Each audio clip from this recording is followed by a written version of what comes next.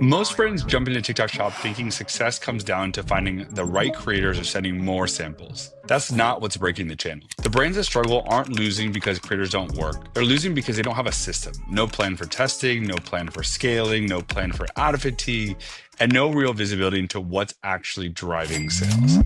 So in this video, I'm going to break down the biggest TikTok Shop mistakes I see in 2026 and how to think about fixing them so creators actually move product and the channel becomes predictable instead of chaotic. I'm Fernando Campos, and I build and operate my own brands on TikTok Shop, and I also co-founded Hive HQ. We're a software-enabled agency that helps brands and agencies understand everything from their true P&L to identifying which creators actually drive revenue, and in some cases, help them strategize on how to scale the channel the right way. So let's get into it. So mistake number one is only relying on bots in 2026. So don't get me wrong, bots still matter, but it's really for kind of testing and especially works well when you already know what works and you're trying to scale that. Back in the day, you could rely on the algorithm to do more of the heavy lifting. 1 out of 100, maybe 1 in 500 videos would go viral. Now, the probability is way less, especially in more competitive categories. And on top of that, you have way more reliance on GMV Max, which means there's fewer of those breakout viral videos. And that means you need a more methodical process around content creation. Where bots actually shine is scaling what's already proving, not necessarily discovering it. So you ideally want some experienced creators on your team who are great at testing angles, iterating hooks, experimenting fast. And once you've found that winning angle, now you can use the bot to help you recruit affiliates to kind of double down on that winning angle and scale it 10, 20, 50 times. But again, if you're relying on bots alone, especially early on, you're going to end up with a bunch of crappy content, no winning angles, and ultimately you're just wasting probably a ton of money on samples. Mistake number two, not planning for ad fatigue or single video dependency. So one viral video can feel amazing, but then it becomes dangerous. What happens next is really predictable. You scale it, you lean on it, you forecast your inventory around that one video, and then ad fatigue kicks in, performance drops, and the sales falls off a cliff. Most brands don't track how much of the revenue is coming from a single video or angle, and that's the real risk. When one asset is responsible for a huge percentage of your sales, your entire channel is really fragile. The brands that win big plan for decay. They built a bench of creators who are constantly testing new angles and also recreating the winning format so revenue isn't depending on that one video carrying the entire account. Mistake number three, not creating higher value offers and bundles. So this is a massive opportunity. TikTok doesn't just reward content, it really rewards the offer. So buy one, get one free, free gifts, bundles, gift sets constantly outperform single unit offers, especially in Q4, but honestly year round. They increase conversion, raise AOV, and often improve margins at the same time. Look at brands like Medicube. They've absolutely crushed TikTok Shop by leaning into gift sets and higher value stack bundles. Same products, better presentation, better discounts to the customers, and still leading to better unit economics overall. So if you're still only selling one SKU at a time, you're leaving money on the table. Higher value offers give creators more to talk about, gives ads more room to scale, and gives the algorithm stronger signals. This is one of the simplest tricks to unlock more revenue without finding more creators. And you can easily do this with virtual bundles. So if you're realizing your TikTok Shop system isn't dialed in and want a second set of eyes on it, we offer free strategy sessions. We'll walk through your creators, your offer, your numbers, and see exactly what's holding you back. Links below.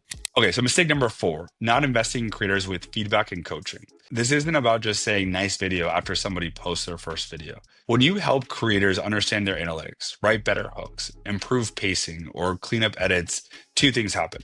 One is obviously the content's going to get better, but two, you're actually deepening the relationship. I've talked to a bunch of creators that are so grateful for certain founders that took the time to give them feedback that actually helps them succeed. Creators who feel invested in don't just perform better, but they're obviously more likely to stick around. That loyalty will compound over time. So you're not just improving the videos, you're really building affinity to your brand with great creators. And that's hard for competitors to actually replicate. Mistake number five, not using creative boosting in GMV Max. Creative boosting is no longer optional.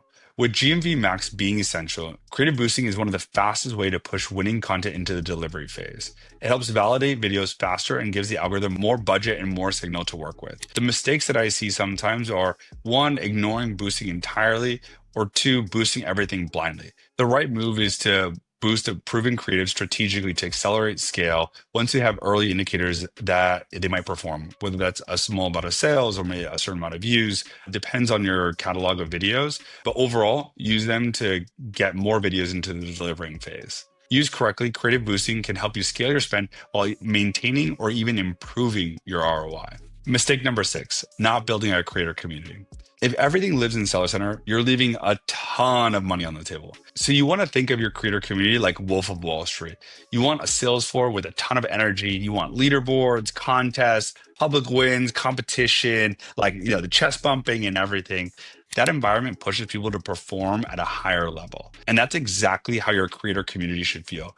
When creators see other creators winning, they know it's achievable. That means they post more, they test harder, they stay loyal. Some of the best in class brands like Goalie, Neuro, Comfort have done an incredible job of turning these creators into a culture, not just a channel. And mistake number 7, treating samples like a one-time cost instead of a performance lever. So most brands send samples, hope for a post. That's a mistake. What you should be thinking about is really simple. How many videos am I getting per sample? One video per box is rarely enough to learn anything or drive real scale. The best brands use samples as a starting point, not the finish line. They compliment creators when something works, gets them excited, and gives them a reason to keep posting. Sometimes it's a small incentive. Sometimes it's a bonus. Sometimes it's saying, if you post 5 more videos and one of them hits, we'll move you on to retainer. That's the kind of clarity that motivates creators. It turns a free product into momentum. Because if you think about it, if you already sent them a sample, you've already spent that sunk cost. You might as well try to motivate them and get them to post 3, 4, 5 more times. Samples should really lead into volume of content and ideally identification of those affiliates that you want to move on to retainer. That's the real goal here. And that's it. So if any of this felt familiar, you're not alone. Most brands, again, don't fail in TikTok Shop because they're lazy or doing nothing. They fail because they're doing a lot of things without a real system. Fix a few of these mistakes and the channel really starts to make more sense. Creators perform better, offers convert better, and the scaling feels a lot less chaotic.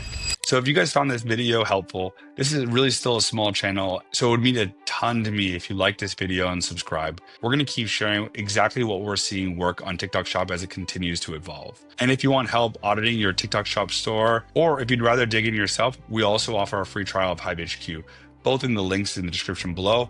And drop any questions in the comments. I read all of them. I'll see you in the next video where I teach you where to recruit the affiliates outside of just using a bot.